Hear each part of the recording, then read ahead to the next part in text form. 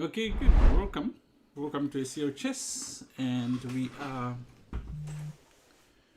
we're gonna be looking at when simplifying backfires. So we've got Lisa and Minentle in the house.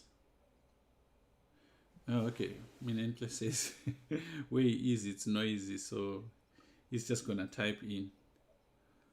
I wonder where he is. Wait, is it that I'm muted?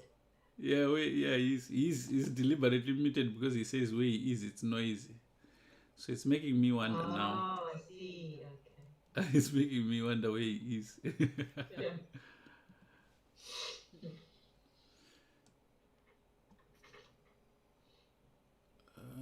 Okay.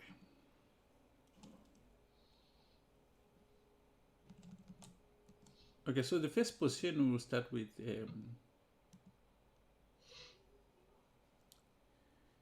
is the following one.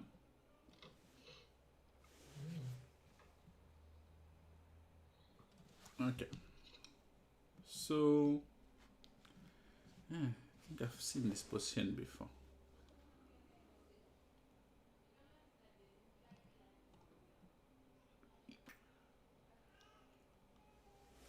Now,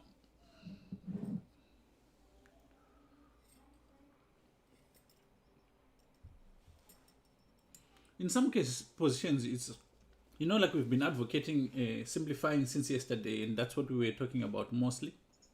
But in some positions, it's not really a good thing. In this position, black, if we look, black has got more pawns than white. So if we follow the same idea, which is what happened in the game, you would play queen d5 because, of course, trading is supposed to be good for you.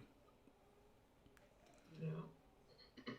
But if we look, we're actually eliminating a well-placed piece for a not so well-placed piece.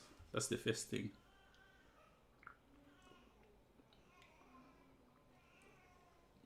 And okay, queen d5, queen takes d5, e takes d5, and we've got this position. And I think the simple reasoning is, thank you, good stars. It's easy to just go, okay, we've got a passed pawn, and this looks good. The bishops are of the same color, so the drawing chances are not that great here. And if, let's say, for instance, he goes rook d1, we can always go d4, and suddenly, you've got this problem. Yeah. You can't take with the rook. If you take with the bishop, then you've got this pin coming through. And if you calculate or look at this position and think of that sequence from this point of view, exchanging looks good. But in this position, let's say queen d5, queen takes d5, e takes d5. Here, there is a good move for white. Can you see it? For white. Yeah. Instead of rook d1, which is what I showed now, there's a better move than, playing for attacking that pawn. Okay.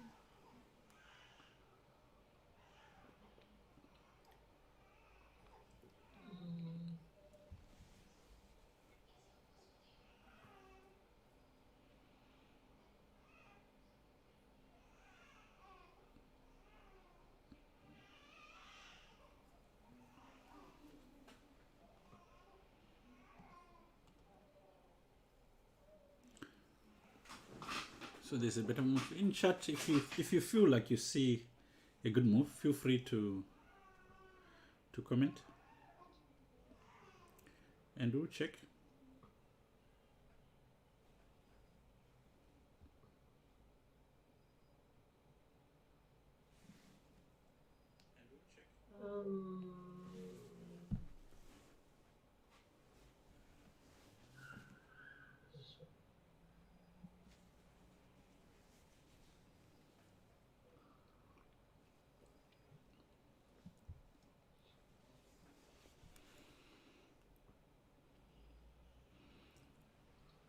And I guess the idea goes back to what we were also covering yesterday when we said in these kind of positions, there is a gradient scale of what is right and what is wrong.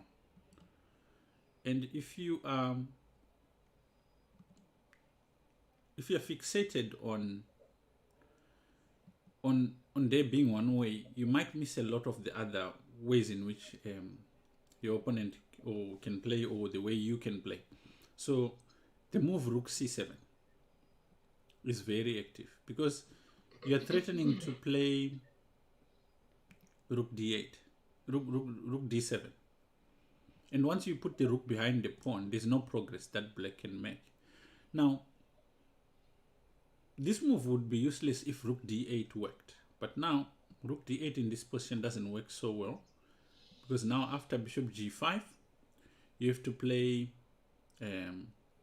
f6.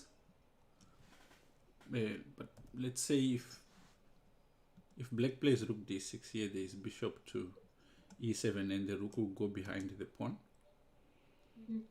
with the same effect. But okay, so he's forced to play f6. Now every time you open the 7th rank, it makes it very hard for your king to take part in the proceedings. But now, after bishop d2, the bishop blockades the pawn, but also the king can now come and assist. So let's say if you go d4 here, then king f3 just comes for this pawn. Again, very simple ideas, which are not so easy to deal with. If f5, then bishop again to g5, harassing the rook. If rook d5, king e2, going to blockade the pawn with the king, and king d3 is on the way.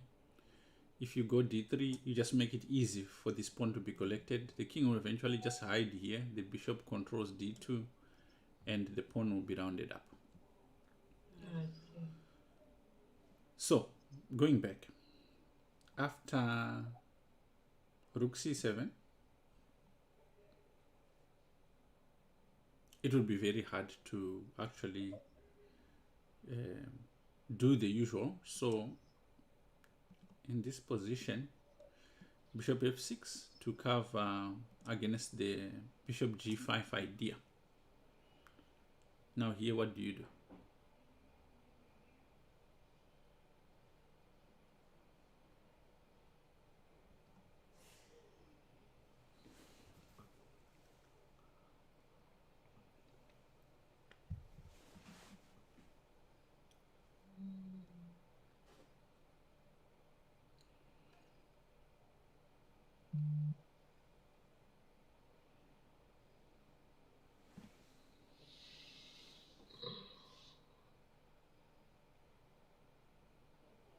I'm looking at, is it enough time if you put the bishop on to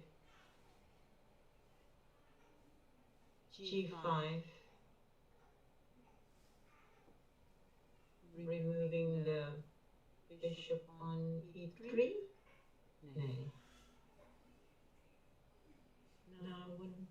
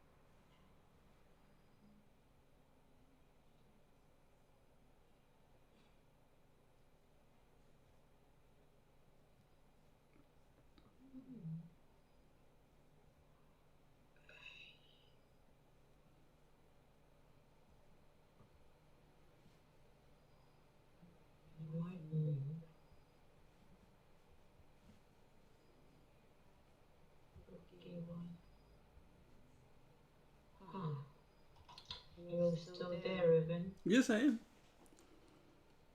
Obvious. Okay, so this kind of position, you must always be thinking of how to get like here. So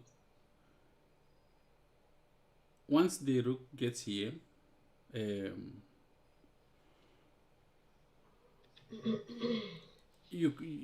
know it's very difficult for black to make progress. Once you get into this position, then you're fine. So in general, there are 4 pawns against 3 in this position, but because the pawns are on the same wing, bishops are very good at stopping these kind of pawns. And if you manage to exchange all the pawns for the pawns, there'll be one extra pawn which you can always sacrifice your bishop for if need be, and you still have got a drawn ending. So if he goes rook d8, this you won't even hesitate to just exchange. This ending won't convert, because now you can go king f3, and if it goes king f8, you go g4, trying to exchange as much as you can. And okay, so here there's various ways of playing. It's not really that important. Let's say king e7, bishop d4, king e6, king e3, bishop f6, and black cannot make headway here because you just go bishop c5, and you can't advance the pawn. You will just take it. And if something like this, king f4, the bishop protects. It also protects this square, and you can't make progress. You have to be very careful. He could play g5 and the bishop is stuck here. So yeah, this is a good example of like positions where, like, if you go to the beginning, you really don't want to be. So the simplifying is not working here. Yeah, it doesn't work.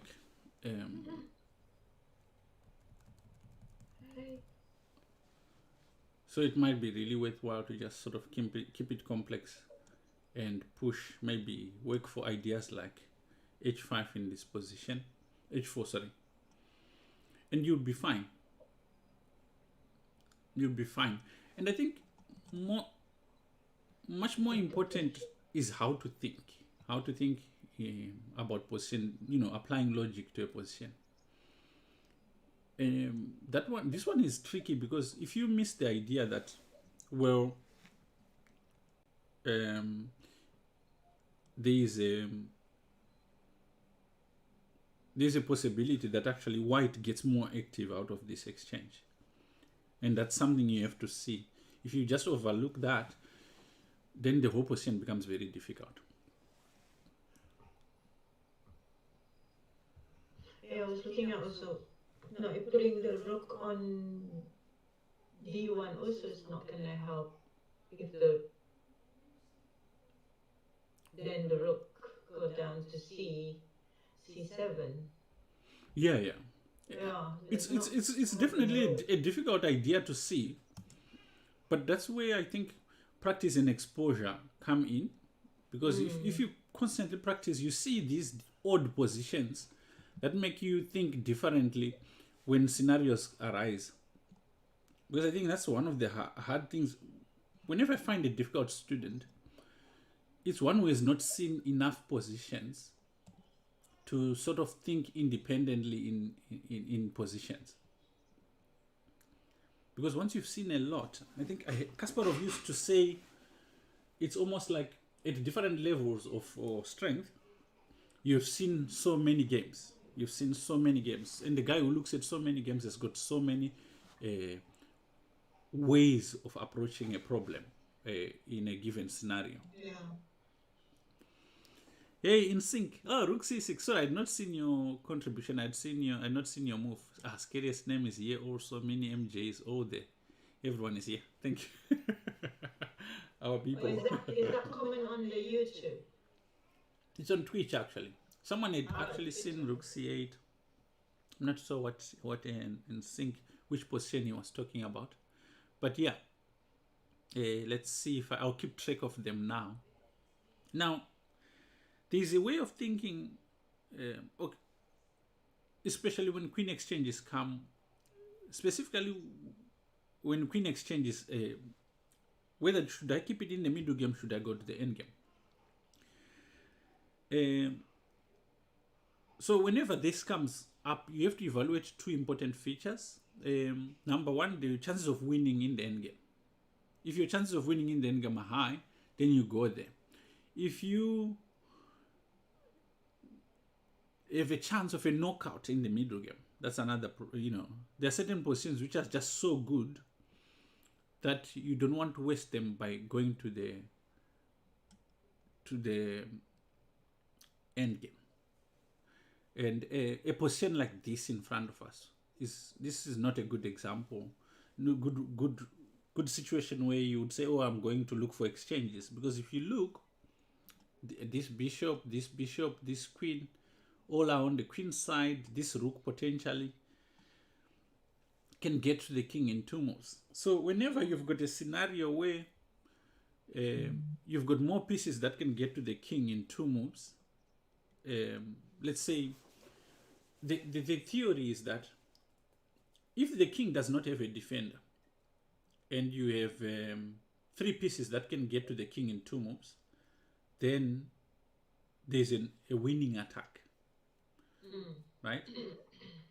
And this theory requires you to understand what is an attacking piece. So any piece that gets to a king in two moves is an attacking piece. And what is a defender? Any minor piece. If you divide the board into two, you say, okay, this is going to be the king side, and this is going to be the queen side, right?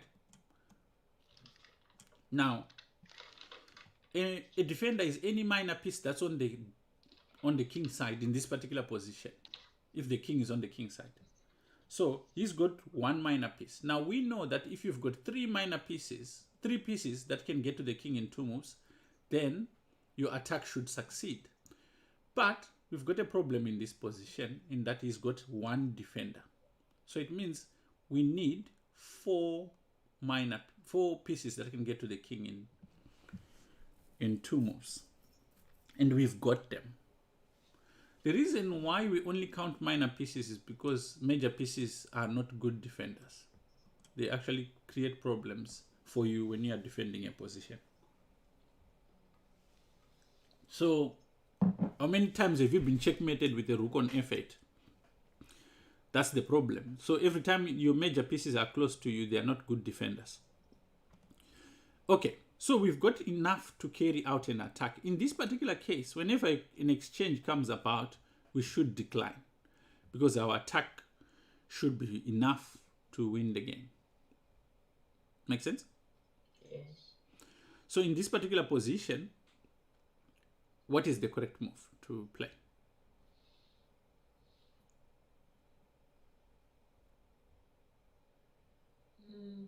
It looks very simple, it's sometimes not true. Yeah, I mean, definitely. Queen G3. Queen G3. It looks easy, right? Too easy. Yeah, it looks easy. It looks like Okay, Queen G3 would easy. checkmate, but then don't know what is. Yeah, it would easily be defended. Let's see. Some of these guys in the chat are very good attackers. Scariest, I know this is your kind of position. Of course, B takes G7.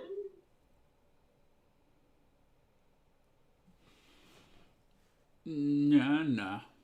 Yeah. Okay, so your biggest challenge is that the rook, number one, it's under attack, and number two, it's not yet in the game.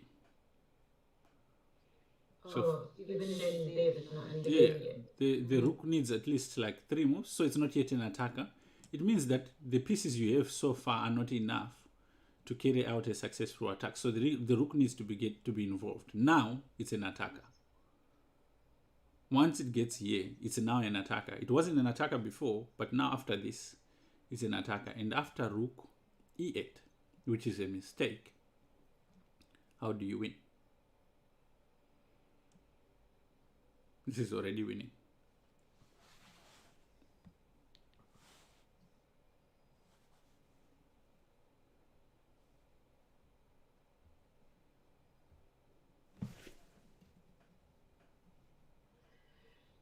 Because if you exchange now, we have a queen control the file now.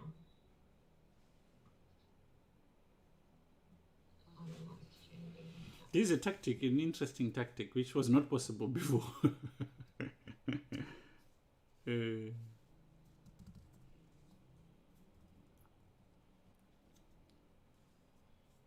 giving chat a chance to see if they can find it.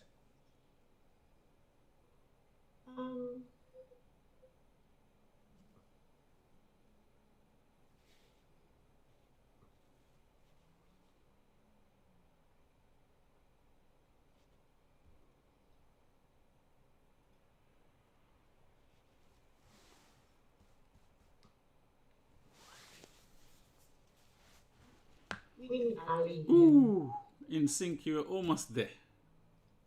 You're almost there. But it's not enough. Bishop f7 is not enough. Because Bishop f7 actually exposes you to a little bit of a problem.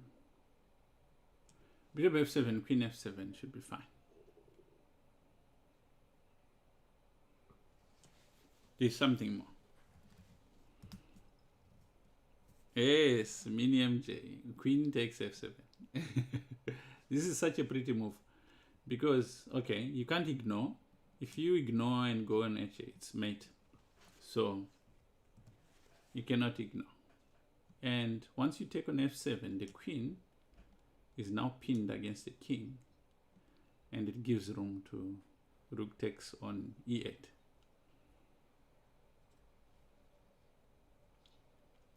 And after take, the ending, this one is a clearly won ending.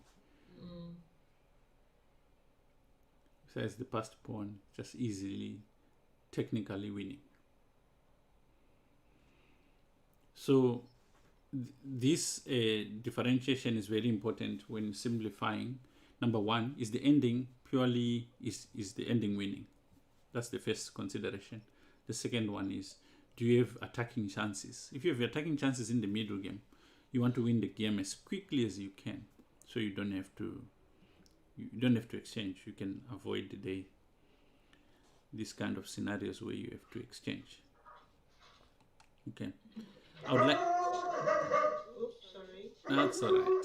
Our fairy friends are friends. All right. I'm afraid of starting the next thing because I think ESCOM is about to shut us down. Yes, seriousness, send me the puzzle. I'll definitely help solve that puzzle. I'm very interested in puzzles lately, so I'll be definitely open to puzzles. We are gonna experience a power shutdown very soon, so I'm sorry to say I have to go. I didn't know this was gonna happen today. I just found out, but we will continue this stream tomorrow. On when simplifying backfires. All right, thank you for being here. Yeah, send me a link. Scariest name, Lisa. I'm so sorry about this power thing, but we will link up tomorrow and catch up, and we'll handle it. Well, there's a lot of interesting positions that I want us to look at. So thank you, and I will see you tomorrow. Cheers. Bye-bye.